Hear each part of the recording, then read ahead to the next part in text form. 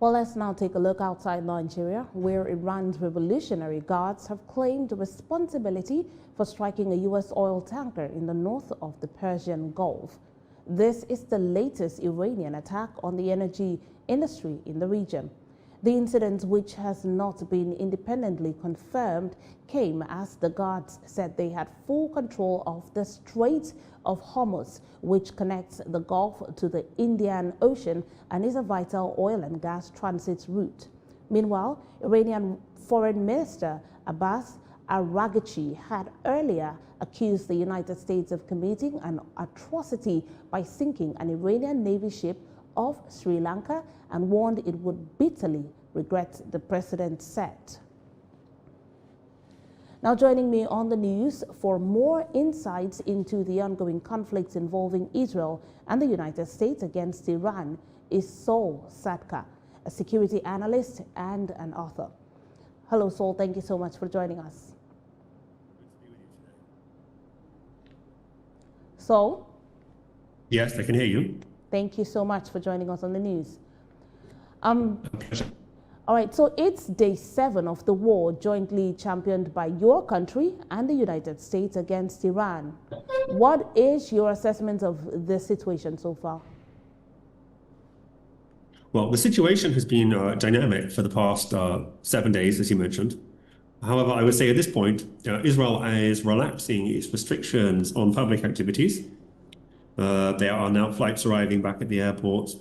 And the reason that's happening is because the army has decided that the effect on Iran has been such that they are no longer able to fire off their weapons in a very large batch. And just so long as they can't fire off their weapons very fast, then they can't harm Israel significantly. So it's very good news in that sense, I would say. All right. Well, let's talk about the face-off with Hezbollah and Lebanon. The Iran Revolutionary Guards have claimed responsibility for hitting a U.S. oil tanker in the north of the Persian Gulf. What impact could this have on maybe the ongoing war? It will have a significant effect only in terms of that the Iranians are flailing, they're lashing out at available targets. They've managed to strike very small blows against their enemies, Israel and the USA. They've also managed to flail and strike out at 17 other nations, including yesterday they hit Azerbaijan and Turkey, with whom they are supposed to be on friendly terms. All of this is only making it worse for themselves, but they seem to be pursuing a scorched earth strategy, and that will certainly work out very badly for them in the immediate future.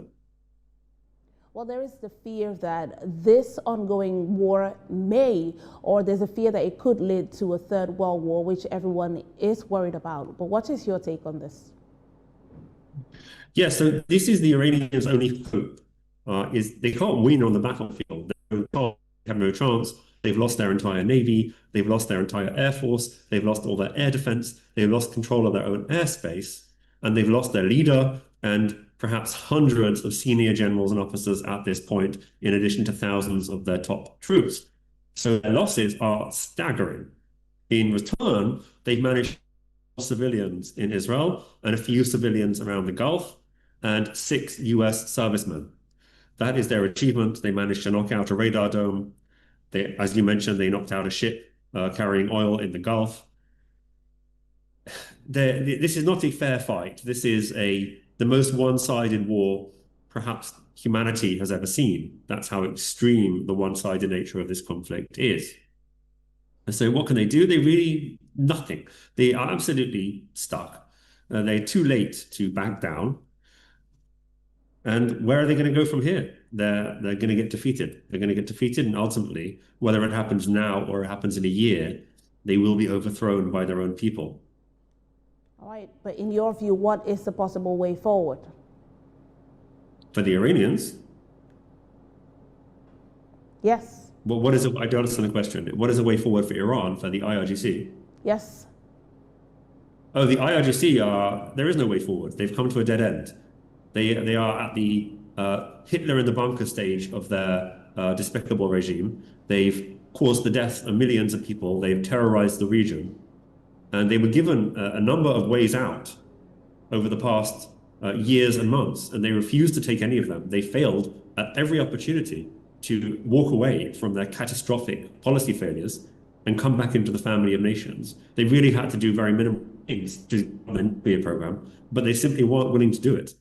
And as a result of various mistakes they made, such as trying to assassinate Donald Trump before he was elected, and to be honest, from that point, they were doomed once he was elected. There's no way back for them. So what's their plan going forward? There's really nothing they can do. Or they can try and give people the impression that World War III is breaking out, and that's what they're trying to do by firing random rockets and drones at now 17 nations and counting. But that's not really having the effect that they want. No one really buys that one drone landing at your airport is the beginning of World War III. All right. And so that's what they're trying, but it certainly won't work for them. All right. Saul, thank you so much for sharing your views with us today. We do